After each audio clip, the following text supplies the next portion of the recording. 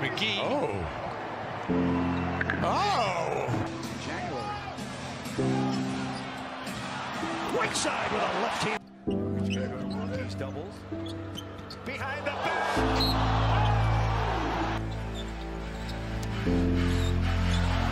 Wow, what a move. And put it in. Dwight Howard hit on that ball. Lobbing and weaving. Nobody stopped him yet. All the way deep to the Give it to Jokic. Oh, what a pass back to Kraft. range from the three-point line. Found it right there. Oh, inside, yes. Around the handle. Gets it all over the wing. The high dribble. Jeff Brady wants to look at this. Any movement hustle pulled it away from Cephalosha. Big fellow throwing it down Again, behind the back. Nikola Jokic to the rim.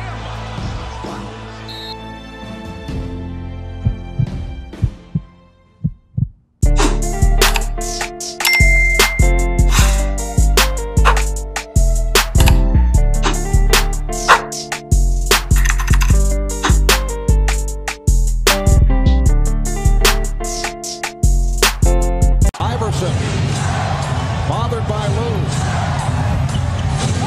I just shot my shot at this little dot. I'm trying to crit that neck on her big neck. My niggas trying to crit. What's up, YouTube? It's Drew, and I'm back with another video. Today, we're going to show with a big body banger to come to 20 every video. Now, first things first, man, like, comment, and subscribe if you are new. Today, I'm coming at y'all with this all-around big man center type of build. You know, this build has over 80 ball handling, an 83 three-point rating, 85 post control. You got 93 block. You know, this is just pretty much an all-around big man build, and I wanted to see to just make the best balanced big that doesn't have any weaknesses at all and can also play make a little bit. I was just curious to see if I could do a build like this and if it would make sense, and apparently it did. It has contact dunks for big man and contact dunks for regular, so you know, all around on the court it pretty much does its job. It does what it's supposed to do. It does what it needs to do. You know, there's not much that it can't do. But yeah, without further ado, let's get right into the attributes that I use for this 2K23 big man build video. All right, so as you see, he's a center right-handed number 4. I made him 6'10", 247 pounds with a 7'7" wingspan and a defined body shape. These are all the best settings that I thought would, you know, maximize the potential in this build and how it plays. You know, I thought that it would be best for this build in terms of determining, you know, what you can actually do. Now, as for the attributes you see for his close shot, I put that up to an 80, put his driving layup up to an 80, put his driving dunk to an 85, put your standing dunk to an 80, and then put your post control up to an 85. For your shooting, you want an 81 mid-range, max out your three-point shot, then put your free throw rating up to a 61. For your playmaking, you want a 60 pass accuracy, an 80 ball handling, and max speed with ball. For your defensive rebounding, you want an 80 interior, 75 perimeter, a 93 block, as I said, to get gold anchor. That is very big for you. You know, as a big man, you want that 40 offensive rebound and then a 75 defensive rebound.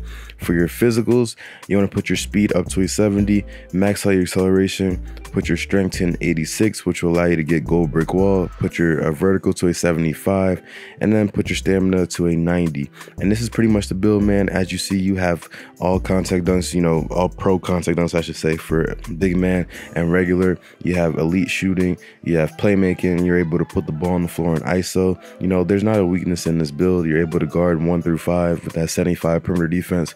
You know, there's a lot that you can do with this build. So I just wanted to see how y'all felt about it, if y'all think that it is a viable 2K build. I feel like it is. You know, takeover, I go with spotted precision and stuff blocks, but you have access to sharp shooting, playmaking, rim protecting, and post scoring takeovers. So it is a pretty wide range to choose from as a big man build in this game. And you see in the shades of it is a 3-level scorer. I get AD, Joel Embiid, and Wendell Carter Jr. Once again, like, comment, and subscribe. As I said, it is a 3-level score. I think I did my job, man. Getting comparisons like this is also really good. I never had an AD Joel comparison at the same time, so I think that means I did something right at least. You know, I think it means that this build can offer a lot to the game. You know, like, it does have the shot blocking of an AD and Joel. It has the post play of both of them. It has the shooting of both of them. You know, so once again, like, comment, and subscribe because I definitely did my job. Now, as for the badge spread, it's already a pretty balanced build in terms of badges. And you know, so if it were up to me with your +4 badge attribute upgrade points that you get for playing mycareer, I would honestly either put all 4 towards shooting or split between shooting and finishing, because I feel like you have enough badges in every category.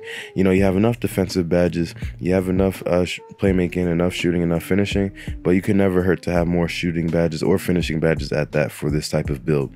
Now, as for how this build actually played, once again, there was no weakness in it. You know, it's a newer big man type of build. That can shoot, a big man that can dribble, a big man that can drive, you know, put the ball on the floor.